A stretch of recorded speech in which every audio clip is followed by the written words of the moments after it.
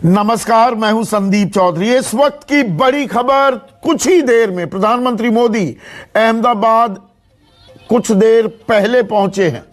ये मैं काफिले से समझ नहीं पा रहा हूं। 2 दिन के दौरे पर हैं प्रधानमंत्री मोदी। जो ये तस्वीरें आ रही हैं, अभी इन तस्वीरों की थोड़ी तस्दीक करने की जरूरत है।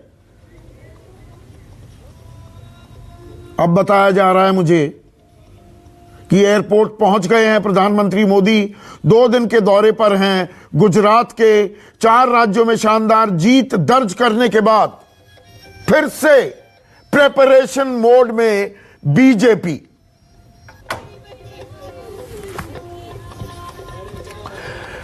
मेरे सहयोगी भूपेंद्र हैं, मेरे साथ जुड़ गए हैं। भूपेंद्र, बताइए क्या हो रहा है वहां पर। संदीप, देखिए, प्रधानमंत्री जब भी अहमदाबाद आते हैं या गुजरात आते हैं, हमेशा ही त्योहार का मौसम होता है, एक बहुत बड़ा पर्व जैसा होता है। लेकिन अब की बार बहुत ज्यादा खास इसलिए है क्योंकि 4 राज्यों में विधानसभा चुनाव में विजय पताका फहराने के बाद पहली बार इतना लंबा रोड शो करने के लिए गुजरात, वो भी 48 घंटे के भीतर प्रधानमंत्री पहुंच रहे हैं। मैं कुछ नजारे आपको दिखाने की कोशिश करूंगा। यहाँ से ये जो एयरपोर्ट का रास्ता है, आप देख रहे हैं किस तरह से पूरे भगवा रंग में रंगा हुआ आपको दिखाई दे रहा है। हजारों और लाखों की तादाद में कार्यकर्ता जो है यहाँ पर जुटे हुए हैं। 9 किलोमीटर लंबा रोड शो प्रधानमंत्री करने जा रहे हैं। और खास बात यह भी है कि न सिर्फ बीजेपी के कार्यकर्ता बल्कि गुजरात की जनता और मिशन गंगा के तहत जो कुछ छात्र यूक्रेन से आए हैं, उन्हें भी यहाँ पर वो भी यहाँ पर आए हैं प्रधानमंत्री का धन्यवाद करने के लिए एक तरह से। और 9 किलोमीटर लंबा रोड शो एक तरह से गुजरात विधानसभा चुनाव का पंखनाद है, बिगुल है, चुनावी बिगुल है। क्योंकि पहले से ही कहा जा रहा था कि बहुत कुछ निर्भर करता है जो 4 राज्यों के परिणाम आएंगे, उसके बाद गुजरात विधानसभा चुनाव के नतीजे क्या होंगे, रणनीति क्या होगी। क्योंकि आज हम जब सुबह से देख रहे हैं संदीप जी, कार्यकर्ताओं की चाल पूरी तरह से बदली हुई है। उनका जोश जो है वो कुछ और ही बयां कर रहा है। और चूंकि कुछ ही महीनों बाद यहाँ चुनाव होने हैं और लगातार पिछले कई सालों से बीजेपी यहाँ पे सत्ता में है, एंटी इनकम्बेंसी कई बार फैक्टर देखा गया, लेकिन कैसे भी करके बीजेपी सत्ता हासिल करने में कामयाब हो जाती है। और सिर्फ एक फैक्टर होता है, मोदी फैक्टर। और आज प्रधानमंत्री मोदी जब खुद यहाँ पर है तो जाहिर सी बात है गुजरात के जितने भी कार्यकर्ता हैं बीजेपी के, उनका जोश एकदम हाई होगा। और कई कार्यक्रम है प्रधानमंत्री के 2 दिनों के, न सिर्फ ये रोड शो बल्कि इसके अलावा सरपंच सम्मेलन है, खेल महाकुंभ है, जो यूनिवर्सिटी यहाँ पर शुरू की गई थी उसका दीक्षांत समारोह है, और सबसे अहम है बीजेपी के कार्यकारिणी की बैठक यहाँ पर। तो एक तरह से पूरा खाका जो है वो गुजरात विधानसभा चुनाव का यहाँ पर तैयार होने जा रहा है। इस प्रधानमंत्री दौरे के साथ पंखनाद होने जा रहा है उस युद्ध का जो आने वाले कुछ महीनों के भीतर गुजरात में होना है। क्योंकि 4 राज्यों में तो उन्होंने विजय पताका थी, लेकिन अब गुजरात की बारी है। क्योंकि यूपी पर जिस तरह की भारी जीत हुई है, वो जीत के बाद अब गुजरात की बारी है। तो यूपी में भारी जीत और अब गुजरात की बारी, यही यहाँ पर हमको देखने को मिल रहा है। जी संदीप जी। भूपेंद्र, कितना लंबा है ये रोड शो, कितना लंबा फासला तय करेंगे, कार्यक्रम क्या है, थोड़ा तफसील से बताइए। ऐसे कई मिथक तोड़े। अगर हम उत्तराखंड की बात करें, उत्तर प्रदेश की बात करें, जहां से आप भी मौजूद थे, आपने भी चुनावी रिपोर्टिंग की है, तो कहीं ना कहीं उस जीत का मंत्र जो है वो गुजरात की जनता के लिए उसी बात का मैं जिक्र कर रहा था। मैं बता देता हूँ आपको संदीप, ये कमलम बीजेपी का नया दफ्तर है। एयरपोर्ट से कमलम तक जाएंगे बीजेपी के दफ्तर तक, और एक संदेश देने की कोशिश होगी। और ये कोइंसिडेंस है कि आज वहां आरएसएस की प्रतिनिधि सभा की बैठक भी चल रही है उसी स्टेट में। तो ये संयोग हो सकता है, लेकिन आरएसएस का वहां प्रतिनिधि सभा की बैठक, हालांकि वो पहले से तय होती है, लेकिन उसमें कुछ पॉलिटिकल चर्चा भी होती है। उसमें प्रदेश के अध्यक्ष भी जाते हैं। अभी जो आप चित्रों में देख रहे हैं उसमें सीआर पाटिल जो है वो उनके साथ दिखाई दे रहे हैं। तो एक पॉलिटिकल मैसेज देने की कोशिश है, जिसकी वजह से ये लंबा रोड शो किया जा रहा है। आपको मालूम है, याद होगा, पिछली बार बीजेपी वहां किसी तरीके से जीती थी। वो 99 के आंकड़े को पर रह गए थे, ट्रिपल डिजिट 100 नहीं कर पाए थे। जबकि मोदी जब भी वहां थे तो 115, 16, 17 सीटें वो जीतते रहे, वो कंफर्टेबली वहां जीतते थे। इस बार उन्होंने मुख्यमंत्री को भी बदला है। आखिरी वक्त में बदला है। कुछ जो नतीजे आए थे, जैसे सूरत के स्थानीय निकाय के चुनाव थे, वो भी बीजेपी के पक्ष में नहीं गए थे। तो इन सबको देखते हुए मोदी ये संदेश देना चाहते हैं कि जो 4 राज्य जीत के वो आए हैं, तो गुजरात तो उनका अपना प्रदेश है। और कल आपको याद होगा, हम दोनों स्टूडियो में थे, प्रधानमंत्री ने ये नैरेटिव भी देने की कोशिश की कि 2022 में जीत क्या 2024 की तरफ इशारा कर रहा है क्या? क्योंकि उन्होंने पॉलिटिकल पंडित्स के हवाले से कहा कि 2017 जब जीते थे तब लोगों ने कहा कि 2019 जो है वो उसकी तरफ निगाहें हैं। तो क्या ये बात कही जाएगी? तो मुझे लगता है कि वो एक पॉलिटिकल मैसेजिंग का ये पूरा खेल है, और तो इसमें मास्टरी है। बिल्कुल, ये लीडिंग फ्रॉम द फ्रंट वाली तस्वीरें हम देख रहे हैं कि अभी 4 राज्यों में जीत दर्ज करने के बाद भी कोई थकान नहीं है, कोई ये नहीं कि अभी जश्न मनाने का वक्त है। अगले ही दिन तैयारियां फिर से शुरू हो गई हैं और 9 महीने बाद हैं गुजरात में चुनाव, दिसंबर में चुनाव होते हैं। यही तो एक डिसाइसिव एज देता है बीजेपी को संदीप, कि हम जब ये कहते हैं कि 24/7 इलेक्शन मशीनरी है। मैं जब ये कह रहा था कि आप बीजेपी के नेताओं से बात करो तो उनका कहना होता है कि आपके लिए चुनाव नोटिफिकेशन के बाद शुरू होता है, हमारे लिए चुनाव सरकार बनाने के अगले दिन से शुरू होता है। और खासतौर पर ये गुजरात मॉडल है। ये जब से अमित शाह की संगठन में एंट्री हुई है और Narendra Modi at the helm of affairs, वो ऑन टोज रखना चाहते हैं सबको। पॉलिटिकल वर्कर का काम 24 घंटे अपनी राजनीति को जन जन तक पहुंचाने का है, और नरेंद्र मोदी इसमें फ्रंट से लीड करते हैं। कल वो बीजेपी दफ्तर में थे, आज सुबह वो गुजरात में है। एक लंबा रोड शो करेंगे, कुछ सरकारी कार्यक्रम होगा वो भी करेंगे, कुछ जो पॉलिटिकल कार्यक्रम होगा वो भी करेंगे। तो वो एक मैसेज अपने डाउन द लाइन कार्यकर्ता को देते हैं, और वो अपने नेताओं की तरफ देखता है। और यही शायद बाकी विपक्षी दलों को एक चीज जो बीजेपी से सीखनी चाहिए वो ये है कि आप आखिरी दम पे मैदान में उतरेंगे।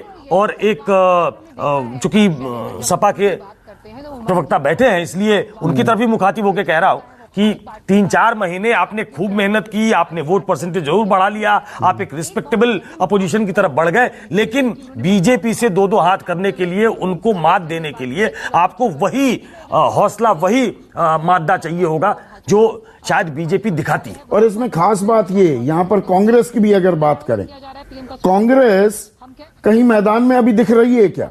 गुजरात की तैयारियों की कोई सुगबुगाहट, कोई रैलियां, कोई मुद्दे उठाना, और यहां पर ऑलरेडी एक हेड स्टार्ट लेते दिख रहे हैं प्रधानमंत्री मोदी। अर्ली स्टार्ट जरूरी होता है।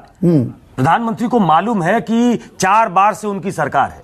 प्रधानमंत्री को मालूम है कि 20 साल का एक एंटी इनकम्बेंसी, 5 साल की भी एक एंटी इनकम्बेंसी होती है, लेकिन उसको प्रो इनकम्बेंसी में कैसे तब्दील करना है। तो सबसे पहले एक फ्री रन जब आपको मिलता है कि सामने, जब आज की राजनीति बदल गई है संदीप, सामने क्रेडिबल अपोजिशन दिखाई देना चाहिए और उसका एक पॉलिटिकल नैरेटिव होना चाहिए, तब जनता आपके साथ जाती है। तो जब आप हेड स्टार्ट लेते हो, किक स्टार्ट पहले कर लेते हो, तो आपका जो विपक्षी है वो सेटल डाउन कर ही नहीं पाता। कांग्रेस वहां विपक्षी दल एक बहुत मजबूत विपक्ष की तरह 80 सीटों के साथ आया था, लेकिन आज की तारीख में मुझे याद नहीं कि कितने कांग्रेसी विधायक कांग्रेस में हैं और कितने छोड़ के बीजेपी में चले गए। तो ये एक जो स्ट्रैटेजी होती है बीजेपी की, मैं कह रहा हूं कि वो एक डिसाइसिव स्ट्रैटेजी होती है चुनाव जीतने के लिए।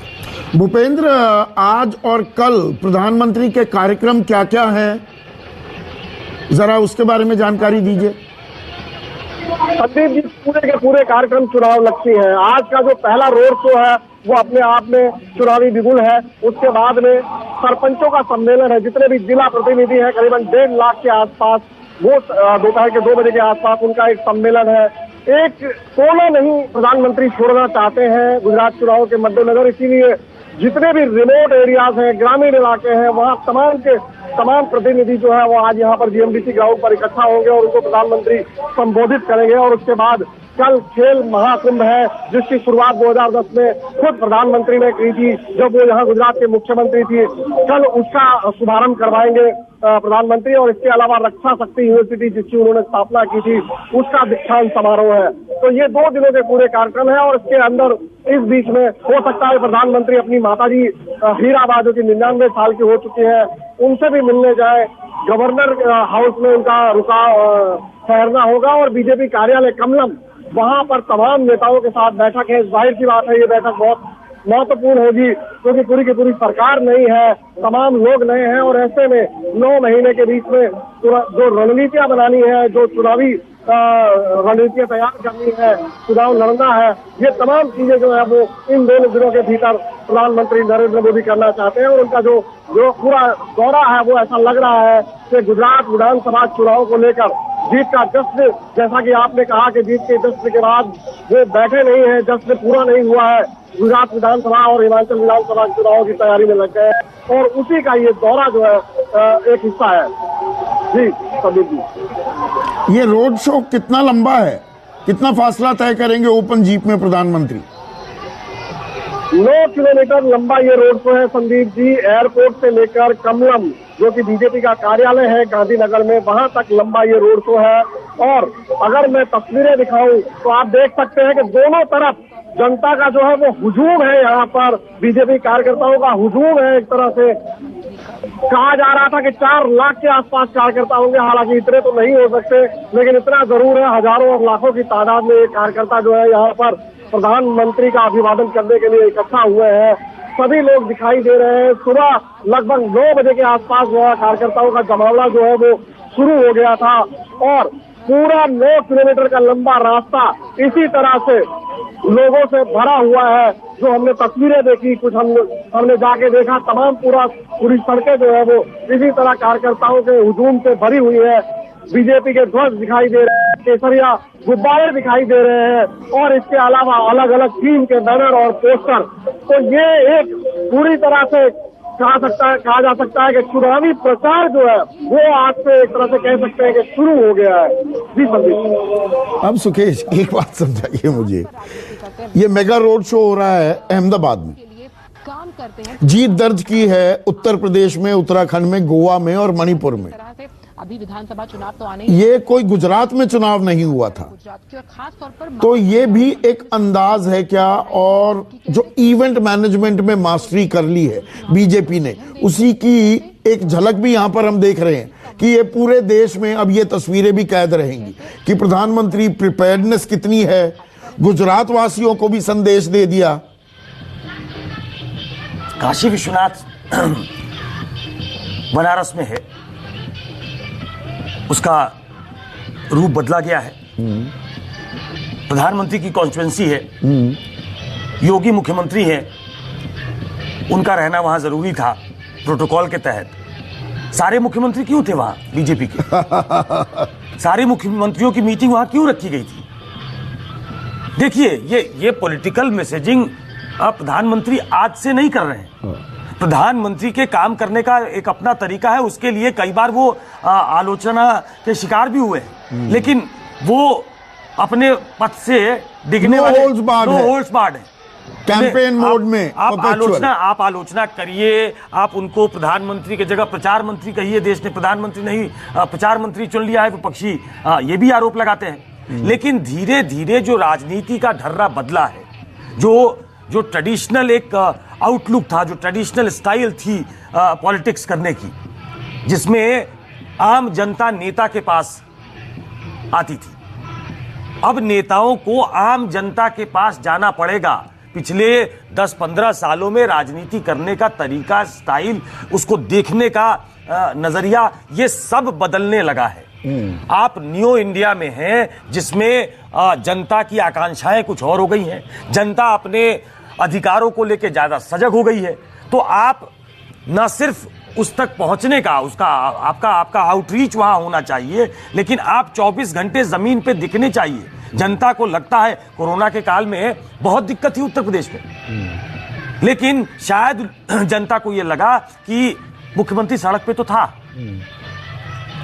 और इसीलिए वो गुस्सा शायद जो उत्तर प्रदेश सरकार के खिलाफ होना चाहिए था, योगी आदित्यनाथ के खिलाफ होना चाहिए था, वो गुस्सा नहीं था। क्योंकि वो संघर्ष विपक्ष करता हुआ नहीं दिखा। आपको सड़कों पे उतरना पड़ेगा, अपना एक रोड मैप बनाना पड़ेगा। आप उसको कहिए कि वो नरेंद्र मोदी जीते उत्तर प्रदेश में रैली रोड शो कर रहे हैं, गुजरात में। हाँ, तो गुजरात में मतलब ये ओपन सीक्रेट है कि गुजरात में चुनाव है। ये ओपन सीक्रेट है कि वो कह रहे हैं कि 4 राज्य, तो रोड शो के जरिए कई निशाने साध रहे हैं। बिल्कुल, वो कह रहे हैं कि ऐसे राज्यों ने जिता दिया जहां परंपरा नहीं थी। 37 साल के बाद उत्तर प्रदेश ने जिताया है भाजपा पे। उन्होंने दोबारा विश्वास किया, उत्तराखंड बनने के बाद दोबारा विश्वास किया, गोवा में तीसरी बार विश्वास किया, और आपका तो विश्वास हम पे है ही। तो इस बार फिर जिता दो हमें। मनीष शुक्ला बीजेपी के प्रवक्ता, उनके युवा चेहरा सत्येंद्र यादव समाजवादी पार्टी के नेता भी हमारे साथ जुड़े हुए हैं। सत्येंद्र, प्रधानमंत्री अभी हाँ सुन तो लीजिए, 4 राज्यों में जीत दर्ज की, अगले राज्य के लिए तैयारियां शुरू कर दी। कैसे देख रहे हैं आप इसे? इस वक्त जो देश है और देश की राजनीति है उसका बाकायदा व्यापार हो रहा है और कोई इस पर कुछ कह नहीं सकता है सिवाय लीपापोती और उनकी तारीफ करने के अलावा। इस देश में जब तक आवाज नहीं उठाई जाएगी, जब तक मजबूत तरीके से इस बात को समझाया नहीं जाएगा कि आपके दिमाग में क्या घुसाया जा रहा है, आपके दिमाग में क्या ठुसाया जा रहा है, उसको समझना पड़ेगा। और ये समझना बहुत जरूरी है, उसे क्योंकि देश में राजनीति का व्यापार हो रहा है। आप लोगों को सड़क पर भी उतरना पड़ेगा ना। सर देखिए, ये जो जनमत है, इस जनमत का जो व्यापार हो रहा है, जनमत की जो लूट हो रही है, अब हमने ये निर्णय ले लिया है कि 24/7 हम गांव में रहेंगे, हम लोगों के घरों में वहीं रुकेंगे, गांव में रुकेंगे और पूरे 5 साल जनता के साथ रहेंगे। ये हमारा नया संकल्प है। हाँ, ये सबक भी है, संकल्प है और ये सबक भी मिला आपको, ये बात मानेंगे। दूसरी बात कि 2024 में उत्तर प्रदेश में भले ही जनमत की लूट हुई हो, लेकिन 2024 में ऐसा नहीं होने देंगे। कल प्रधानमंत्री जी का और पूरी भारतीय जनता पार्टी और पूरे धन और हर तरह का जो संवैधानिक संस्थाओं के बल पर जो हो रहा है, उनका ये कल के भाषण में, जिसको हमारे साथी सुकेश जी जिसको तारीफ करके उसको बहुत अच्छे से सजा के कह रहे थे, सच ये है कि प्रधानमंत्री जी को जो उत्तर प्रदेश के जनमत को लेकर, इस चुनाव को लेकर जो भय था, जो डर था, वो भाषण में आ गया। उन्होंने कहा इस बात को कहा कि 2024 की नजर की बात जो उनके मन में था कि अगर उत्तर प्रदेश तो ये जाएगा, तो सारी दुनिया तो जानती है जाएगा कि 2022 का ये विधानसभा चुनाव जो हुआ है सत्येंद्र, ये तो सारी दुनिया जानती है। ये तो मैं रोज कहता था कि ये 2024 के लोकसभा चुनाव का सेमीफाइनल है और दिल्ली की गद्दी का रास्ता लखनऊ से होकर गुजरता है, इसलिए लड़ाई अहम थी। ये तो सारी दुनिया जानती है, आप कोई नई जानकारी थोड़ा दे रहे। भाजपा अपने जिस ताकत पर और जितने जो मैनेजमेंट की आप बात कर रहे हैं, वो दरअसल मैनेजमेंट नहीं है, उसको दबाव कहा जाता है। उसको ताकत का इस्तेमाल कहा जाता है। ताकत का इस्तेमाल करके, धन का इस्तेमाल करके, दबाव का इस्तेमाल करके, सत्ता सरकार और सरकारी तंत्रों का इस्तेमाल करके, जिस तरह से संवैधानिक संस्थाओं को दबाव में लेकर और जो प्रभावित करके जो भारतीय जनता पार्टी ने जनमत हासिल किया है, जनादेश का आदर नहीं कर रहे हैं आप। इसको जनता ने जो आदेश दिया वो आपको स्वीकार्य नहीं है क्या? देखिए सर, जनता ने समाजवादी पार्टी की सरकार के लिए वोट किया। जनता ने भारतीय जनता पार्टी की सरकार के लिए वोट नहीं किया। जनता परिवर्तन चाहती थी, लेकिन ये जो जनमत का ऊपर से हरड़ हुआ है, ये जिसको मैनेजमेंट का नाम दिया जा रहा है, ये दबाव, इस चीज को 2024 में समाजवादी पार्टी पूरी ताकत के साथ इनको रोकेगी। सत्येंद्र जी सुन तो लीजिए, आपने अपने सबसे बड़े नेता अखिलेश यादव का ट्वीट नहीं पढ़ा क्या? अरे बिल्कुल ट्वीट पढ़ा। तो उसके बाद भी ग्रेसफुल्ली इस हार को स्वीकार कर लीजिए। आप कह रहे जनमत का हरण हुआ, लूट हुआ। सुनिए, आपको भी मैं सुनता हूँ और आपको बहुत अच्छे से सुनता हूँ। मैं आपको अच्छे से सुनता हूँ। आप क्या कहते हैं उसको भी सुनता हूँ और क्या कहना चाहते हैं उसको भी सुनता हूँ। अखिलेश जी के ट्वीट की जानकारी जो है वो आप मुझे ना बताएं, मैं आपको सम्मान बड़े आदर के साथ बताना चाहूंगा। मुझे अच्छी तरह से जानकारी है, लेकिन जो सच्चाई है इस देश में जो लोगों के सामने आनी चाहिए कि भारतीय जनता पार्टी ताकत का इस्तेमाल करके और जो संवैधानिक संस्थाओं पर दबाव बना के सरकारी तंत्र का इस्तेमाल करके जो कर रही है, इसके तो आगे आने वाले समय मैंने में भड़ास परिणाम अच्छे शब्द नहीं इस्तेमाल होंगे। किया था पिछले घंटे, अभी भी नहीं निकली है पूरी भड़ास, पर सड़कों पर निकलना कितना जरूरी हो जाता है ये बहुत संकल्प दुखद है आपने ले लिया है। ये ठीक है, उत्तर ठीक है, प्रदेश ठीक है। में अरे हो गया सत्येंद्र। तो एक जश्न अभी चल ही रहा है, दूसरे की तैयारी शुरू कर दी मनीष। देखिए माननीय प्रधान गए हैं 2 दिन में, आपने विस्तार से कार्यकारिणी है, खेल का भी कार्यक्रम है और जो यूक्रेन से छात्र आए हैं उनसे भी मिलने का।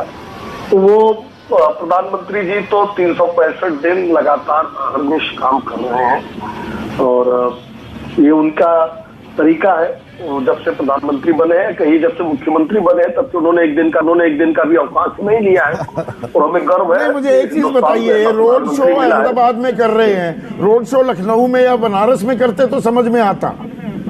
रोड शो हो रहा है अहमदाबाद में, तो वहां तो जीत गए, वहां क्यों करेंगे भाई? जहाँ जीत अरे रहे हैं, वहाँ धन्यवाद कर रहे हैं। देने के लिए विक्ट्री साइन दिखा रहे हैं, धन्यवाद देने के लिए काशी या लखनऊ में जाते हैं। किसी को लगा देंगे वो जल्दी वहां भी देखेंगे आप। गए हैं। अब इनसे कहिए कि तो लगातार बोल चुकी है। अरे भाई सत्येंद्र हो गया ना, दूसरे को भी बोलने देंगे कि नहीं? मतलब हाँ देखिए, वो चूंकि गुजरात गए, अहमदाबाद गए हैं, तो जाहिर सी बात है रोड शो वही निकालेंगे और प्रधानमंत्री जी पर्याप्त समय उत्तर प्रदेश को देते हैं।